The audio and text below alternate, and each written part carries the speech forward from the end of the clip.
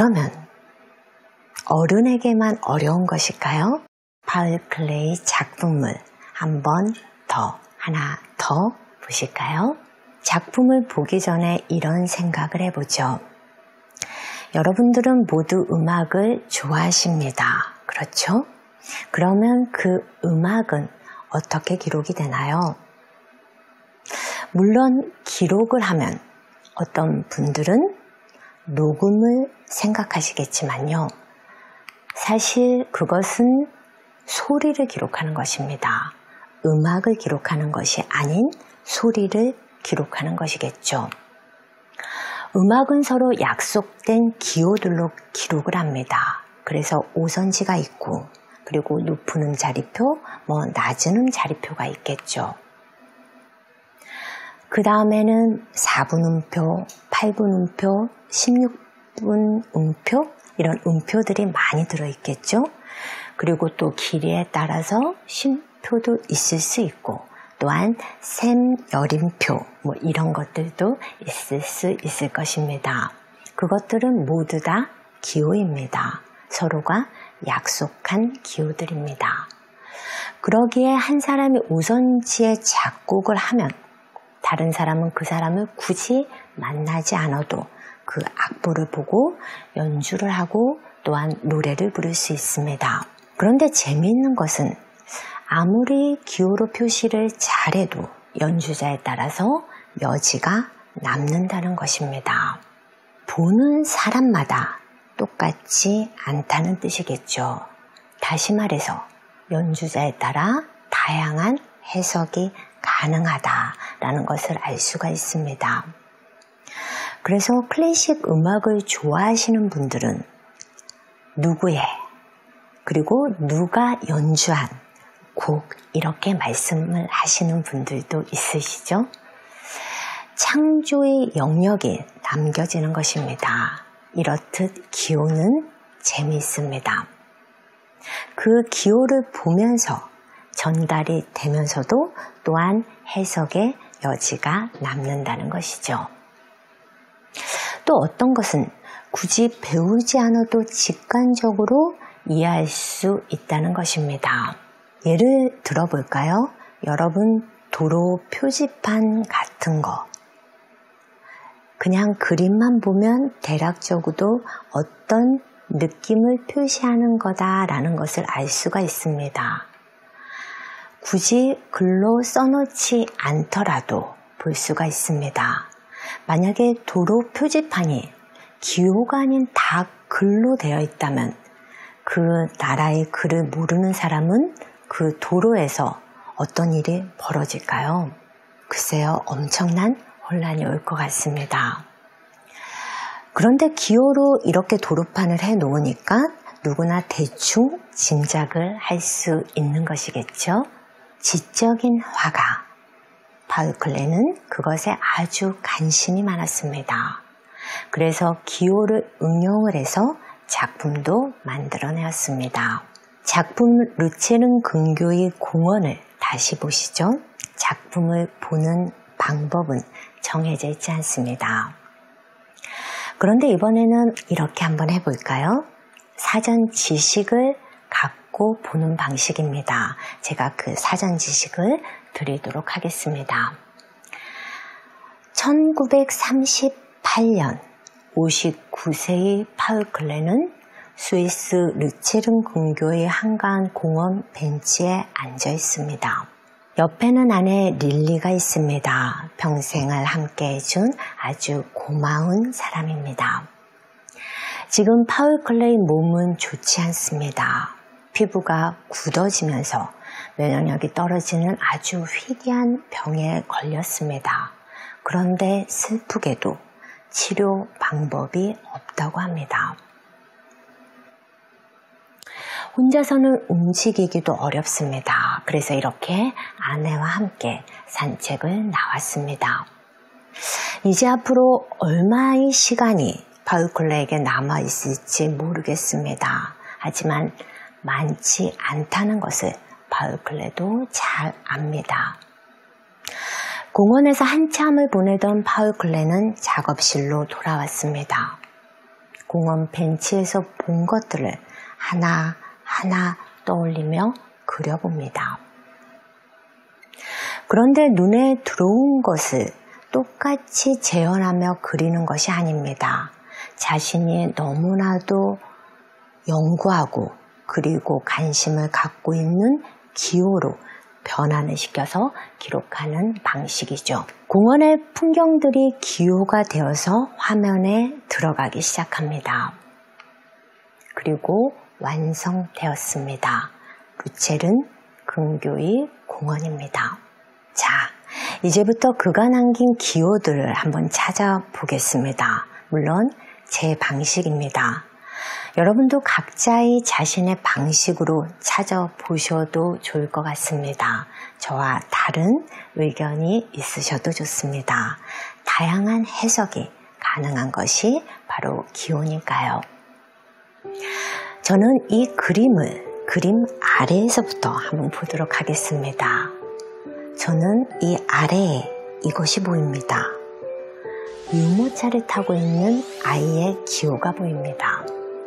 그리고 그 앞에서 눈을 마주하며 말을 가르치고 있는 엄마의 기호가 보입니다. 공원 전체에는 작은 나무들이 펼쳐져 있습니다. 큰 나무들은 아닙니다. 아주 아기자기합니다. 그 기호가 보입니다.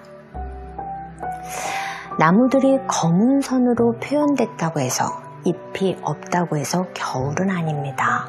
알록달록한 색상을 보며 그것을 보면서 저는 계절이 분명히 가을일 것이다 라는 생각이 듭니다. 저에게는 예쁜 단풍들의 기호가 보입니다. 위를 한번 보실까요? 혼자서 운동을 하고 있는 청년이 여러분 보이십니까? 강아지를 데리고 왔구나 라는 생각도 듭니다. 그런데 저는 그림 가운데서 묘한 기호를 하나 발견했습니다. 혼자서만 주홍빛에 둘러싸여 있는 작은 나무입니다. 왜 제 눈에 이렇게 띄었냐면 혼자서만 구부러져 있기 때문입니다. 그러다 보니 힘없이 축 처져 보입니다. 저는 이것이 파울 클레이 기호라고 봅니다. 세상은 젊고 쭉쭉 뻗어 있는데 이제 허리조차 힘있게 펴지 못하고 있습니다. 그런 자신의 기호를 이렇게 그린 것은 아닐까요? 과거에도 파울 클레이는 자신의 작품에 자주 등장시킨 경우가 많습니다. 그는 자신을 숨기는 스타일이 아니었다는 것을 우리는 이 작품을 보면서도 이렇게 가운데 자신의 모습을 그려놓지 않았을까라는 생각을 해봅니다. 여러분의 의견은 어떠십니까? 혹시 여러분은 다른 기호도 찾으셨는지 모르겠습니다. 아마 저보다 더 다양한 기호를 찾으신 분도 있지 않을까라는 생각도 드는데요. 화가면 그냥 많은 사람들이 그냥 아주 그림을 잘 그리는 손재주가 좋은 사람이 아닌가라는 생각을 하시는 분도 있을 겁니다. 지금 파울 클레이를 보시면서 왜 이렇게 복잡해? 라는 생각을 하실 수도 있는데요. 손재주가 좋은 사람을 그냥 화가라고 한다면 그것은 예전의 이야기입니다. 현대화가는 손재주가 많은 그러한 사람이 아닙니다. 현대 미술은 개념을 바탕으로 하는 작업이 대부분입니다. 그래서 현대 미술이 어렵다. 그리고 어려워지는 이유 중에 하나가 바로 그것이기 때문입니다. 저는 지금까지 추상화란 뭔가를 간략히 설명드렸습니다. 그리고 몇 가지 다른 추상화들의 유형을 설명드렸습니다. 그런데 우리가 계속 추상화를 보니까 재미도 있지만 머리에서 약간 열이 나기도 합니다. 사실 그게 추상화입니다. 그래야지 그것이 지식이 됩니다. 제가 이런 말로 좀 위로를 드려볼까요? 몸이 건강해지려면 무엇을 해야 될까요? 그렇습니다. 운동을 해야 되겠죠? 그런데 전문가들은 이렇게 이야기합니다. 좀 땀이 나야지 운동이 되는 거라고요. 비슷합니다. 머리를 좀 사용해야지 감수성도 그리고 이해력도 그리고 상상력도 좋아지지 않을까요? 그래도 이번에는 좀 가볍게 한번 가보시죠. 혹시 제가 처음에 했던 말 기억하십니까? 여러분이 앞으로 어떤 현대 미술을 보시더라도 그것은 추상 미술일 겁니다 라고 했던 말입니다. 왜 제가 그런 말을 했는지 자세히 한번 설명드리겠습니다. 자, 여러분 요즘 사진 많이 찍으시죠? 멋진 장소에 갔을 때도 찍으시고 또 기념사진도 찍고 또 맛있는 음식을 먹을 때 먹기 전에 그것을 찍기도 합니다. 또 귀여운 애완동물도 찍고 또한 본인의 셀카도 많이 찍습니다. 그런데 찍은 다음에 바로 무엇을 하십니까? 잘 찍었는지 바로 확인을 하시죠. 그리고 잘 안 나왔으면 또 다시 찍는 것을 반복합니다. 그리고 잘 나왔으면 어떻게 하시죠? 그 다음 여러분들은 무엇을 하십니까? 아주 흡족해 하면서 감상을 하든지 아니면 SNS에 올려서 보여주며 자랑도 합니다. 물론 보는 사람들도 그것을 즐깁니다. 그리고 좋아요 또 눌러주고 그리고 칭찬도 해줍니다. 그 반응이 또 즐겁습니다. 그래서 그것을 계속 반복합니다. 자, 이 일련의 과정을 정리를 해보면 이런 것입니다. 인간은 아름다운 것을 보면 기분이 좋아진다. 그래서 기록도 하고 싶은 욕망이 생긴다. 그러므로 제대로 될 때까지 노력하면서 기록을 해본다. 그 결과 멋진 기록물이 나오면 그거를 감상하면서 또 기뻐진다. 그리고 그 결과물을 자랑한다. 사실 인간에게 이런 심리가 있다는 것을 알아낸 것은 고대 그리스입니다. 아시다시피 고대 그리스 사람들은 생각하기를, 토론하기를 즐겼습니다. 그리스 철학자들은 결론을 냅니다. 인간은 아름다움을 추구하는 동물이다. 그것이 인간의 근본 중 하나임이 분명하다. 그러므로 인간은 아름다움을 추구해야 되고 창조하려고 노력해야 한다. 그래서 감상용 미술의 시작이 바로 고대 그리스였던 것입니다. 그런데 19세기 초반 어마어마한 일이 벌어졌던 것입니다. 여러분 무엇일 것 같으십니까? 바로 사진술의 발명이죠. 이게 왜 어마어마하냐면 그 긴 3000년 동안 아름다운 것을 재현하는 전통이 한순간에 무너져 버렸기 때문입니다. 무슨 말이냐면 아름다움을 재현하는 것은 특별한 기술을 갖고 있는 그런 예술가들이 몫이었습니다. 그런데 갑자기 어떤 기계가 툭 튀어나왔습니다. 일시에 그들보다 훨씬 더 재현을 잘하고 있습니다. 그것도 아주 순식간에 말이죠. 그러면 이제 예술가들은 어떻게 하라는 말인가요? 그들은 각자 새로운 길을 찾아 떠나는 수밖에 없습니다. 그것이 19세기 초에 벌어진 일입니다. 큰 사태가 벌어진 것이죠. 말로 다 할 수가 없을 정도로 다양한 사조가 나오고 방향이 나옵니다. 예술가들은 이제 각자 혁신을 할 수밖에 없습니다. 그런데 그것이 뭐든 확신한 것 하나는 분명합니다. 대상의 재현이 목적이 아닙니다. 카메라가 이제 다 하기 때문입니다. 스마트폰이 다 한다고 해야 할까요?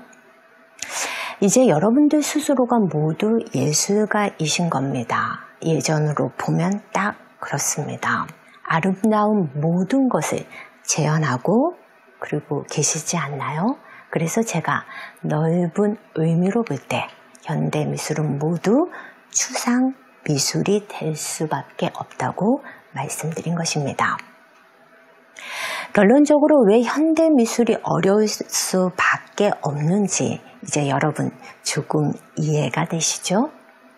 자, 이제 제가 여러분에게 하고 싶은 이야기는 다 드렸습니다. 저는 오늘 내주신 1시간의 소중함을 여러분과 제가 함께 느꼈으면 하는 바람을 갖고 강의를 준비했습니다. 인생 전체를 놓고 볼 때 1시간은 중요하지 않을 수도 있을 겁니다. 하지만 1시간으로 인생 전체가 바뀔 수도 있지 않을까라고 저는 생각했습니다. 미술이 뭐 중요하다고 인생까지 이런 생각을 하시는 분도 계시겠지만요. 미술 이야기가 아닙니다. 무엇을 바라보는 눈과 깊이에 관한 이야기입니다. 눈이 바뀌면 생각도 바뀝니다. 그리고 그것이 바뀌면 세상을 대하는 태도도 바뀌지 않을까요? 저의 큰 주제는 세상을 바라보는 눈에 있었습니다. 오늘 여러분과 나눈 1시간이 언젠가 기억에 남는 1시간이었으면 하는 바람으로 오늘의 강의 마치도록 하겠습니다. 감사합니다.